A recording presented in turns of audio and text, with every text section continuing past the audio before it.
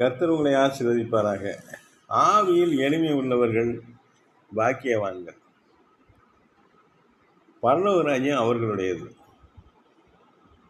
மத்தேயு 5ஆம் அதிகாரத்தில் தொடர்ச்சியான சில வசனங்களை நம்ம தியானிக்க போகிறோம். ஆவியில் எளிமை உள்ளவர்கள்லாம் என்ன? ஆண்டவர் பல இடத்துல சொல்றார், நீங்கள் என்ன ஆவி? எலியாவின் ஆவியா, தாவீதின் ஆவியா, எப்படிப்பட்ட ஆவியில் நம்ம இருக்கிறோம்? இங்கே சொல்லப்படுறாரு, ஆண்டவர் சொல்றாரு, ஆவியில் எளிமை உள்ளவர்கள். நிறைய வசனங்களை நம்ம எடுத்து தியானிக்கிறது அப்படியே போயிடுறது, கடந்து போயிடுறோம். நிறைய வசனங்களில் நிறைய விஷயங்கள் இங்கே இருக்குது, நம்ம தேடி பார்க்கணும், உட்காந்து பொறுமையாக படிக்கணும், ஜெபிக்கணும். ஆவி என்பது நம்முடைய நடைமுறை, சிந்தனை, செயல்பாடு, எண்ண ஓட்டம், நினைவுகள் எல்லாத்தையும் நம்ம எடுத்துக்கலாம். இந்த ஆவி மனிதனுக்குள்ளார இருக்குது. மரணத்துக்கு அப்புறம் இந்த ஆவி எங்கே போகும்? யார்ட்டையும் நீங்கள் கேட்டிருக்கீங்களா? சிந்திச்சு பார்த்துருக்கீங்களா? ஆத்மாவை பற்றி பிரசங்கம் பண்ணுறாங்கல்ல, ஆவிகளை பற்றி உங்கள் ஆவி எங்கே போகும், ஆவி எங்கே தங்கியிருக்கும் அப்படின்னா யாராவது சொல்கிறாங்களா? இருக்குது, பைபிளில் இருக்குது.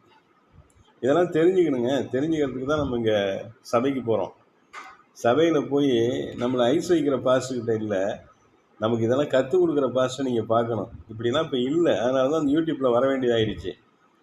நிறைய இடங்களில் நித்திய ஜீவனை பற்றிலாம் பிரசங்கம் கிடையாது. இப்போ இந்த உலகத்தை குறித்து தான் பேசுகிறாங்க. அது நிறைய இடங்களில் தான் பேசுகிறாங்களே.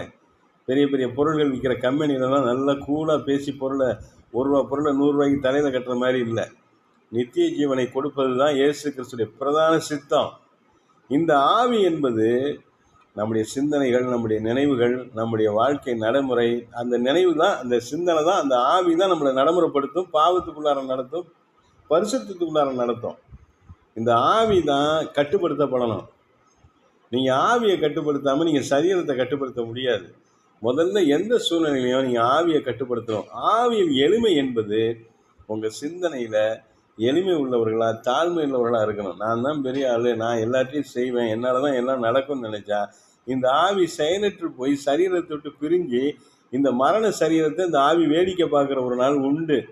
உங்கள் மரணத்துக்கு அப்புறம் நிச்சயமாக அந்த வார்த்தையை நீங்கள் நினைப்பீங்க.